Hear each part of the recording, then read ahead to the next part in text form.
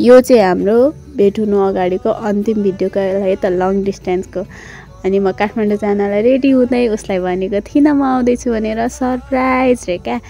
अनि त्यहाँदेखि म भद्रपुर एयरपोर्टमा पुगेँ होइन। अनि मलाई वेटिङमा राख्यो, 9:30 बजीको फ्लाइट 11 बजी घर आयो। यति धेरै कुर्न गाह्रो भएको थियो नि बाफ्रे।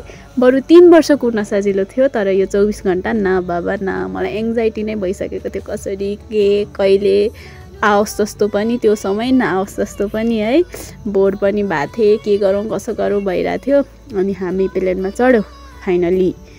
अनि म मेरो यति धेरै लङ डिस्टेन्सको प्रेमलाई भेट्न म अप अबाउ द क्लाउडबाट जाँदै थिएँ है। ओ माई गड। अनि म 12 बजी उता पुगेँ लगभग।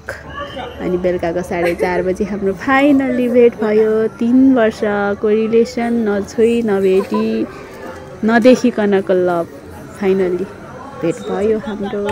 म पनि लजाएँ, ऊ पनि लजायो, बोल्न गाह्रो भयो। उसले सोचेको पनि थिएन रे म एयरपोर्ट जान्छु भनेर, तर म गएँ उसँग भेट्नलाई है। अनि यो चाहिँ हाम्रो फर्स्ट सेल्फी।